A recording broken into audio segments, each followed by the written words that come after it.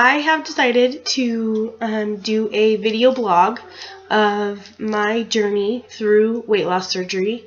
I am currently 3 days from starting my full liquid diet, and I am 10 days pre-op, so 10 days prior to surgery. The surgery that I have elected to have is the vertical sleeve gastrectomy. This video, I just kind of wanted to share a reason of what brought me to that and why I've decided and chose that surgery. I have struggled with my weight my entire life, for as long as I can remember, to be honest. The only time I remember being a healthy weight was when I was not eating, to be honest, and I was anorexic. As soon as I started eating, it would always come back on very quickly.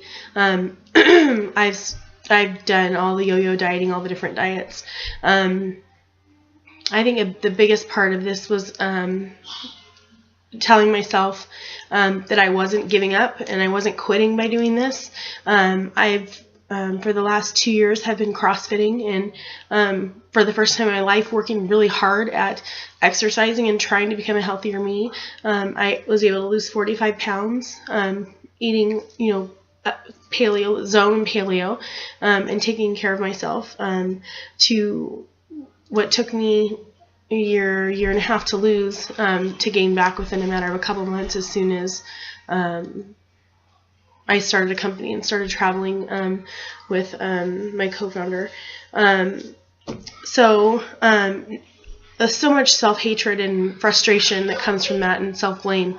I won't get into all of that, but I think my moment of clarity was when I started looking into weight loss surgery and sitting down with a psychologist and physician during a support group, and them saying that when somebody is 100 pounds or more overweight for a length of time in their life, more than just a short, pregnancy and a couple years after, but for a length of time in their life, something happens within the body where there's a biological and chemical change that statistically shows that only 2%, I believe it was either 2 or 3% of people that have been over 100 pounds overweight for longer than just a short interval of time, only 2 or 3% will be able to actually lose that weight and be able to keep that off for the longevity of their life.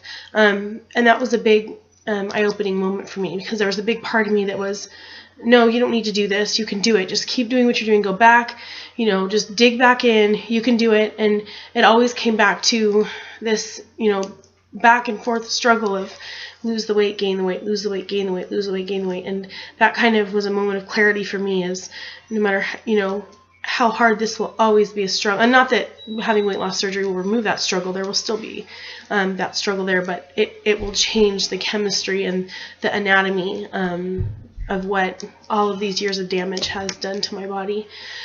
So that was kind of my moment of clarity, along with a million other things. This hasn't been an easy decision. My husband and I, Jimmy, and I have prayed over it, and he was really having a hard time in the beginning. Love is blind, thinking I didn't need the surgery, unnecessary.